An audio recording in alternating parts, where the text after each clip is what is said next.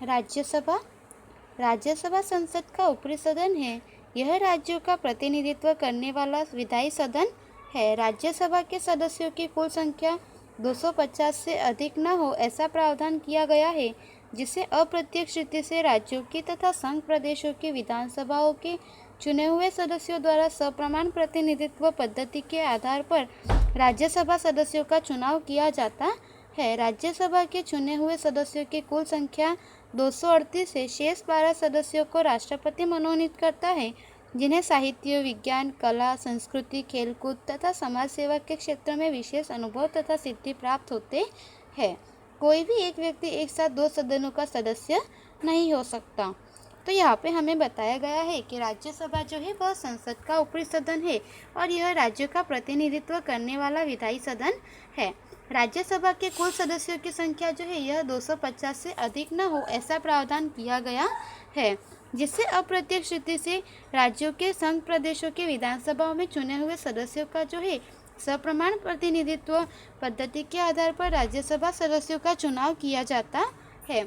राज्यसभा के चुने हुए सदस्यों में की कुल संख्या जो है यहाँ पे 238 है और शेष 12 सदस्य जो है वह राष्ट्रपति द्वारा मनोनीत होते हैं, जिन्हें जो है यहाँ पे साहित्य, विज्ञान, कला, संस्कृति, खेलकूद तथा समाज क्षेत्र के जो है इन सभी क्षेत्रों में विशेष ज्ञान तथा अनुभव और सिद्धि प्राप्त हुई हो ऐसे सदस्यों का यहाँ पे चुनाव होता है। और कोई भी व्यक्ति जो है एक साथ दोनों सदनों का सदस्य नहीं होता कि यदि कोई व्यक्ति राज्यसभा का सदन है तो वह लोकसभा का सदन नहीं हो सकता। इस तरह से कोई भी व्यक्ति जो है एक ही सदन का सदस्य होता है। योग्यताएं, तो यहाँ पे हमें जो है राज्यसभा के लिए कौन कौन सी योग्यताएं होनी चाहिए उसके विषय में बताया गया है। राज्यसभा के सदस्य के लिए उम्मीदवार को भारत का नागरिक होना चाहिए। उसकी उम्र 30 वर्ष या उससे अधिक होनी चाहिए।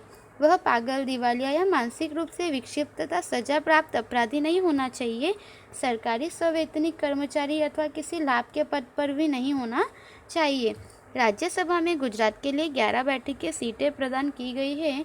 राज्यसभा एक स्थायी सदन है। इसका विसर्जन नहीं होता या इसे भंग नहीं किया जा सकता। राज्यसभा के 1/3 सदस्य हर दूसरे वर्ष के सेवानिवृत्त होते हैं और उतने ही सदस्यों का चुनाव किया जाता है। इस तरह राज्यसभा के सदस्यों का कार्यकाल 6 वर्ष का होता है। वे पुनः निर्वाचित या संसद या पसंद किए जा सकते हैं। तो यहाँ पे हमें बताया है कि राज्यसभा के सदस्य होने के लिए जो है सबसे पहले वह व्यक्ति जो उम्मीदवार है वह भारत का नागरिक होना चाहिए। उसकी उम्र जो है 30 वर्ष या उससे अधिक होनी चाहिए। वह व्यक्ति पागल, दिवालिया या मानसिक रूप से विक्षिप्त घोषित न किया गया हो। वह व्यक्ति जो है वह किसी भी मानसिक रूप से विक्षिप्त ना हो तथा उसे कोई भी सजा प्राप्त अपराधी वह नहीं होना चाहिए। सरकारी वेतन जो है सवैतनिक कर्मचारी अथवा किसी लाभ के पद पर भी वह व्यक्ति नहीं होना चाहिए। और राज्यसभा में जो है गुजरात के लिए कुल 11 बैठकें यानी सीटें प्रदान की गई है। राज्यसभा यह एक स्थायी सदन है। इसका विसर्जन नहीं होता और ना ही इसे भंग किया जा सकता है। राज्यसभा के 1/3 सदस्य जो है हर दूसरे वर्ष में सेवानिवृत्त होते हैं और उतने ही नए सदस्यों का चुनाव भी किया जाता है। इस तरह से राज्यसभा के जो है सदस्यों का कार्यकाल 6 वर्ष का होता है। वे पुनः निर्वाचित या पसंद किए जा सकते हैं।